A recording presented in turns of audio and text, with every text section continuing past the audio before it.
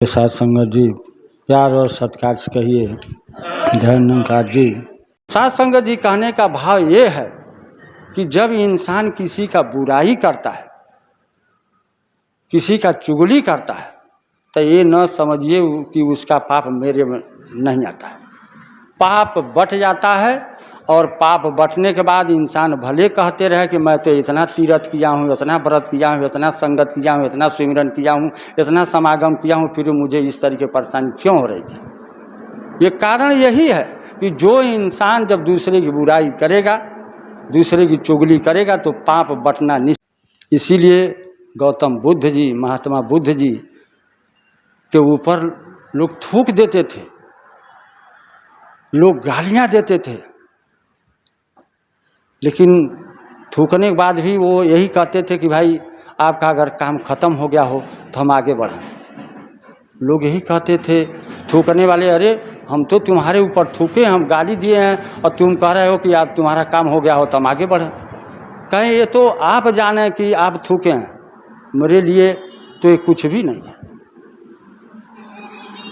तो इसीलिए उनके अनुयायी, उनके शिष्य कहते थे आगे चल कर कि हे गुरुदेव, वहाँ पर आपको लोग गाली दिए, वहाँ पर लोग थूक दिए, आप जवाब नहीं दिए, ऐसा क्यों आप किए? जवाब आपको देना चाहिए। तो बुद्ध जी यही कहते थे कि पहले बताओ कि अगर तुम्हारे हम घर आवें और तुम हमें नाश्ता के लिए, पानी पीने के लिए मीठा लाओ, चाय लाओ, अगर हम न पिए तो वो कहाँ रखोगे? फेंक दोगे कि अपने घर में रख लोगे?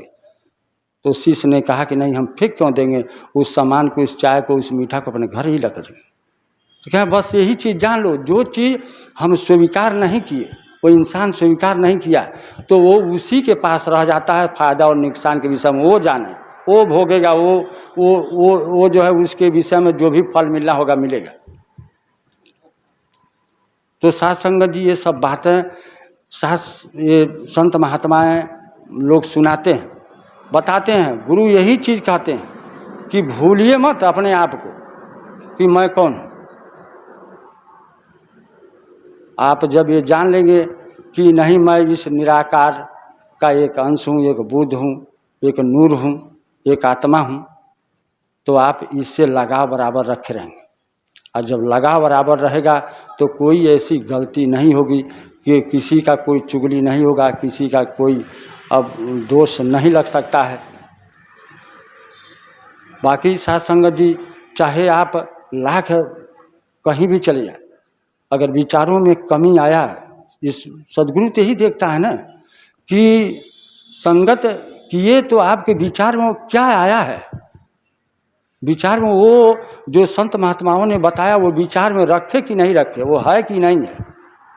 कितना सत्संग किए हो उससे मतलब नहीं, वो ये देखता है कि उस संगत का कुछ रंग चढ़ा कि नहीं चढ़ा, कुछ भाव आया कि नहीं आया। अगर नहीं आया तो संगत बेकार हो गई। समागम कितने किए हो, सदगुरु ये चीज नहीं देखता, वो ये देखता समागम किए तो उसका विचार तुम्हारे अंदर भाव आया कि नहीं आया। अगर नहीं आए तो समागम बेकार। तो साथ संगत जी, ये लोग देखे हैं कि इधर ये कुंभ लगा था, कुंभ में बहुत कई करोड़ों लोग गए और वहाँ स्नान किए और क्या क्या हुआ अधिकांश सबको मालूम है। लेकिन यहाँ तो सदगुरु ने ही कहा कि ये घड़ा, ये कुंभ है। कुंभ मतलब घड़ा होता है, ये शरीर एक कुंभ है, जल बीचे कुंभ, कुंभ बीचे जल है, आ कुंभ फूटा तो जल ही जल है। कि ये जो है इसी में तो सारा सब कुछ है। ये जल, ये कहा ये जल में ये शरीर ये कुंभ है, और ये जब कुंभ छूट जाता है तो इसी में विलीन हो जाता है। तो इस कुंभ को हमें देखना है, हमें ध्यान देना है कि इस कुंभ में है क्या, इस कुंभ से हमें मिलता क्या है। तो इस कुंभ से हमें इसका लाभ लेना है, और लाभ कैसे मिलेगा कि उसकी सेवा करके, उसका सम्मान करके। परम आदरणीय साथ संगत जी, प्यार और सत्कार से कहिए